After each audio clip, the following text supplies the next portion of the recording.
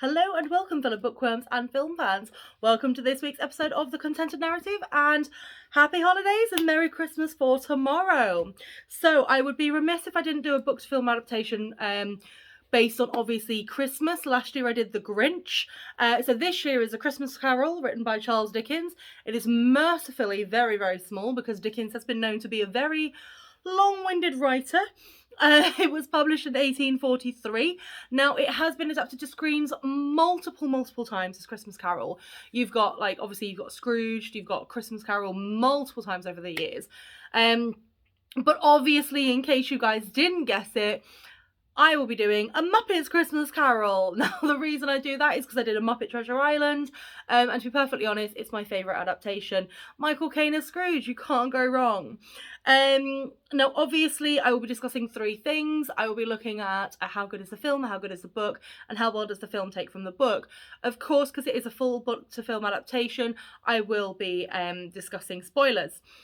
I mean, even though pretty much everyone knows the story of A Christmas Carol, and if you don't, how don't you?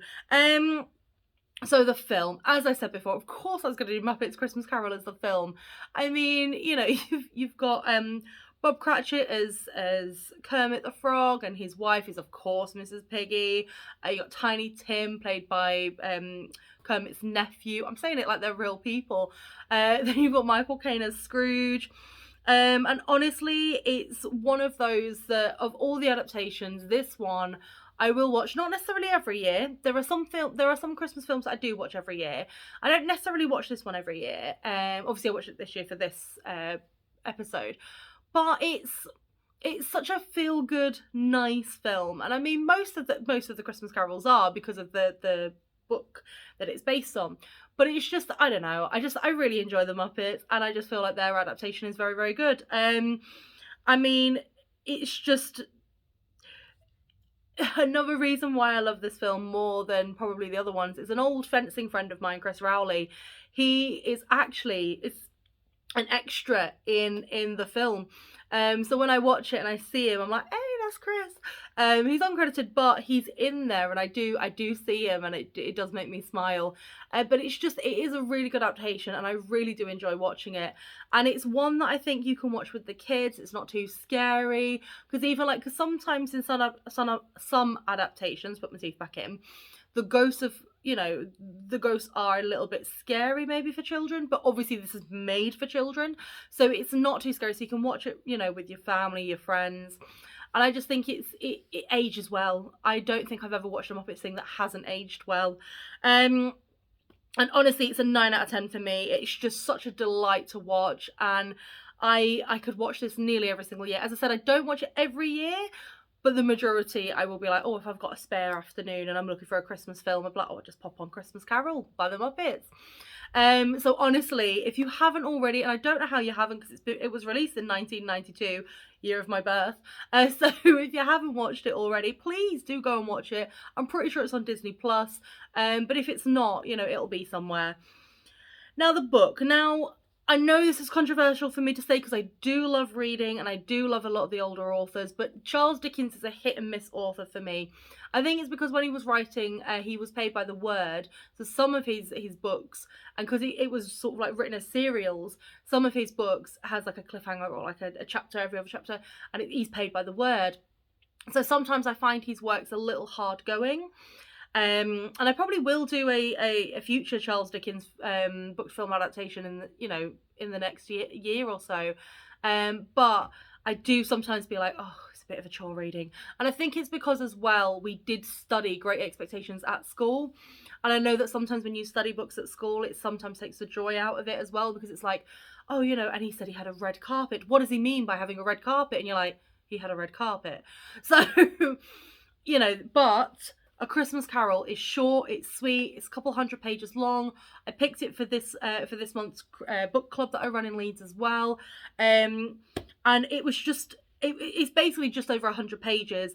And it's just fantastic. The message behind it is really, really good. The characters are really well written. It's the fact that this character is on his way to a miserable end, and his old partner is like, actually, I've spent a lot of time trying to get to you. I'm warning you that if you don't change your ways, you will end up, you know, like me, trailing your chains around for the rest of humanity. And so then he gets visited by these ghosts, and it just kind of turns his life around, and then he realizes that actually there's no point in him being a miser, and he becomes a really lovely, happy person just in time, really. And honestly, I think that Dickens is not meant for children. Again, controversial opinion. I don't think Charles Dickens is meant for children. I think a lot of their work should not be studied at school because it's such a slog to read sometimes. But this book you can read with your kids. You can read alone. You know, if they set this at school instead of Great Expectations, I probably wouldn't dislike Charles Dickens as much as I did.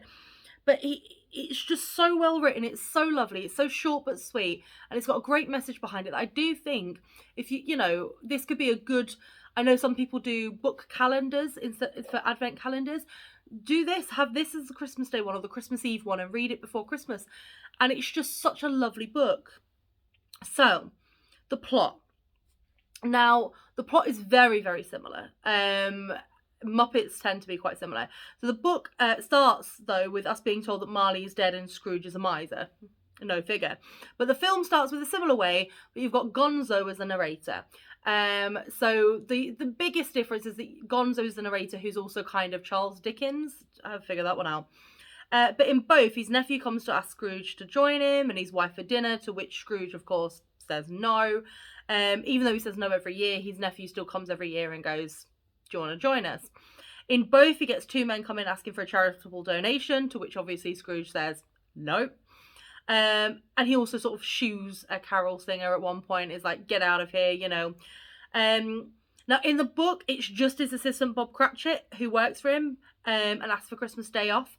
But in the film, it's Bob Cratchit and some other bookmakers as well.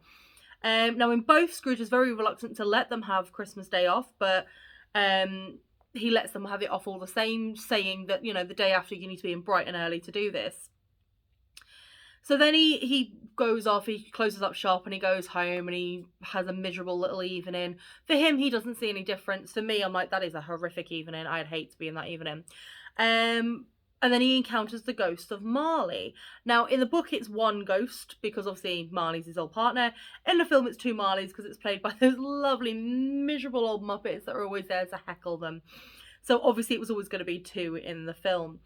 Now, in both, Marley, or Marleys, warn Scrooge that he'll be visited by three ghosts to teach him the error of his ways before it's too late, and he ends up walking around the earth for eternity, dragging chains that he's forged in his life. So anyway, he goes to bed thinking, yeah, not much of it. And in both, he's visited by the ghosts of Christmas past. Now, this is to look at his childhood and how he grew to become the miser he is. Now, in that one, it doesn't seem... you can see sort of like the beginnings of it, but you can see him as he grows up, and you can see that he's starting to realise that maybe money and everything is more than Christmas joy, and he doesn't really... he goes down the wrong route as he grows up, because it wasn't... he had one or two bad Christmases, but it wasn't every year was bad, unlike the poor Grinch. So he then kind of goes down the wrong route. So he then returns to bed feeling a little forlorn about it and going, okay, but, you know, it's not much else. So then he's visited by the ghost of Christmas present. Now, he shows him what his assistant's doing right now, what other people are doing right now, how people are enjoying Christmas, and he sees that his assistant, Bob Cratchit, can barely survive, that he didn't get enough money to pay for food, and that Tiny Tim needs medicines and stuff, but he can't afford it. And he sees all that happening now, and then he realises that actually, you know, he sees that the kindness that the family still hold, despite the fact that they've got all of this shit going down. Oh, pardon me. They've got all of this stuff going down. They still have kindness in their heart, and they still believe in the Christmas spirit. So anyway, as Scrooge starts getting it, and he sees also his nephew, who is like, you know, well, I wish he was here, and then they start making jokes and playing games, and his nephew is still like, well, I wish he was here. And again, it's still the kindness that they show towards Scrooge, despite the fact that Scrooge is misery. So Scrooge starts getting into the festive spirit, but the ghost of Christmas present says that the time comes to an end and takes him back. And this is when the Ghost of Christmas Future comes to him. And this Ghost of Christmas Future doesn't talk or anything like that, just keeps pointing. And it shows this life of this person who's died, and they're going off and they're getting all the stuff and being like, well, he doesn't need it anymore. They're celebrating that he's gone. And as he's going around, he realizes it's actually him that they're celebrating, because at first he thinks it's just that he's like, oh, this poor guy, like no one cares for him. And then he realizes that it's actually him. So he learns that, when he died, people stole from him. No one mourned him. No one really cared about him. No one really turned up to anything for him. So we also learn as well in the Ghost of Christmas Future of Tiny Tim's passing as well, which is quite sad. So then Scrooge swears to change his ways, and when he wakes up the next day, he's a completely different man. He goes out, he tells, buy the biggest goose, buy this, do this, and he rectifies his ways. He reconciles with his nephew, gives to charity, helps Bob Cratchit. Both end on a very happy note, and both end with his new change going forward, and how he's going to be a completely different man going in his life. So apart from obviously it being the Muppets, so there being a couple of extra characters, and apart from obviously Gonzo being Dickens as the narrator, they're almost identical. They genuinely are. It's exactly the same story, told exactly the same way. But as I said, it's really not that hard to tell the Christmas Carol. So it's quite straightforward in the way they do it. So it gets a 9 out of 10 for me for the plot.